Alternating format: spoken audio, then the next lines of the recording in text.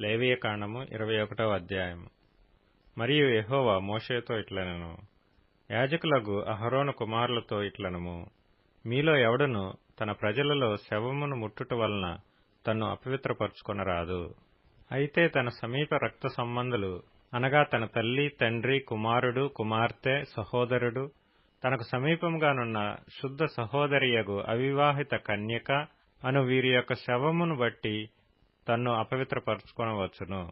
అతడు తన ప్రజలలో యజమానుడు గనుక తన్ను అపవిత్రపరచుకొని సామాన్యునిగా చేసుకొనరాదు. వారు తమ తలలు బోడి చేసుకొనరాదు, గడ్డపు ప్రక్కలను క్షౌరము చేసుకొనరాదు, కత్తితో దేహము కోసికొనరాదు. వారు తమ దేవునికి ప్రతిష్ఠితమైనవారుగా ఉండవలెను. కావున వారు తమ దేవుని నామమును అపవిత్రపరచరాదు. ఏలయనగా వారు తమ దేవునికి ఆహారమును అనగా యెహోవాకు హోమ ద్రవ్యములను అర్పించువారు గనుక వారు పరిశుద్ధులై ఉండవలెను. వారు జారస్త్రీనే గాని భ్రష్టురాలనే గాని పెండ్లి చేసుకొనకూడదు. పెనిమిటి విడనాడిన స్త్రీని పెండ్లి చేసుకొనకూడదు. ఏలయనగా యాజకుడు తన దేవునికి ప్రతిష్ఠితుడు. అతడు నీ దేవునికి ఆహారమును అర్పించువాడు గనుక నీవు అతని పరిశుద్ధపరచవలెను. మిమ్మును పరిశుద్ధపరచు యెహోవా అను నేను పరిశుద్ధుడను గనుక అతడు మీ దృష్టికి పరిశుద్ధుడు కావలెను.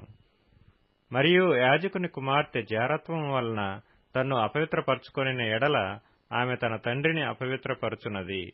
అగ్నితో ఆమెను దహింపవలెను.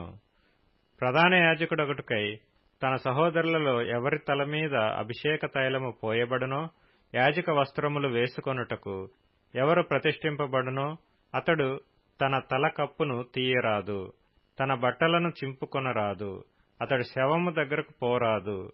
తన తండ్రి శవము వలననే గాని తన తల్లి శవము వలననే గాని తన్ను అపవిత్రపరచుకొనరాదు. దేవుని అభిషేక తైలము అనెడు కిరీటముగా అతని మీద ఉండును గనుక అతడు పరిశుద్ధ మందిరమును విడిచి వెళ్లరాదు. తన దేవుని పరిశుద్ధ మందిరమును అపవిత్రపరచరాదు. నేను యెహోవాను. అతడు కన్యకను పెండ్లి చేసుకొనవలెను. విధవరాలినైనను విడనాడబడిన దానినైనను భ్రష్టురాలినైనను అనగా జారస్త్రీనైనను అట్టివారిని పెండ్లి చేసుకొనక తన ప్రజలలోని కన్యకనే పెండ్లి చేసుకొనవలెను.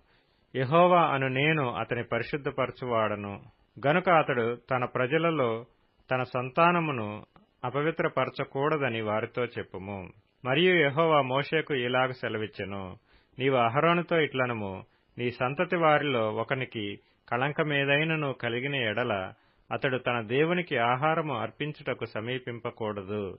ఏలయనగా ఎవనియందు కళంకముండునో వాడు గ్రుడ్డివాడే గాని కుంటివాడే గాని ముక్కిడివాడే గాని విపరీతమైన అవయవము గలవాడే గాని కాలైనను చేయి అయినను విరిగినవాడే గాని గూనివాడే గాని గుజ్జువాడే గాని కంటిలో పువ్వు గలవాడే గాని గజ్జి గలవాడే గాని చిగురుడు గలవాడే గాని వృషణములు నలిగినవాడే గాని సమీపింపకూడదు. యాజకుడైన అహరోను సంతానములో కళంకము గల ఏ మనుష్యుడును యెహోవాకు హోమ ద్రవ్యములను అర్పించుటకు సమీపింపకూడదు. అతడు కళంకము గలవాడు. అట్టివాడు తన దేవునికి ఆహారము అర్పించుటకు సమీపింపకూడదు. అతి పరిశుద్ధమైనవే గాని తన దేవునికి అర్పింపబడు ఏ ఆహార వస్తువులనైనను అతడు తినవచ్చును. మెట్టుకు అతడు కళంకము గలవాడు గనుక అడ్డతెర ఎదుటికి చేరకూడదు. బలిపీఠమును సమీపింపకూడదు. నా పరిశుద్ధ స్థలములను అపవిత్రపరచకూడదు. వారిని పరిశుద్ధపరచు యెహోవాను నేనే అని వారితో చెప్పుము. అట్లు మోషే అహరోనుతోనూ అతని కుమారులతోనూ ఇశ్రాయేలీయులందరితోనూ చెప్పెను.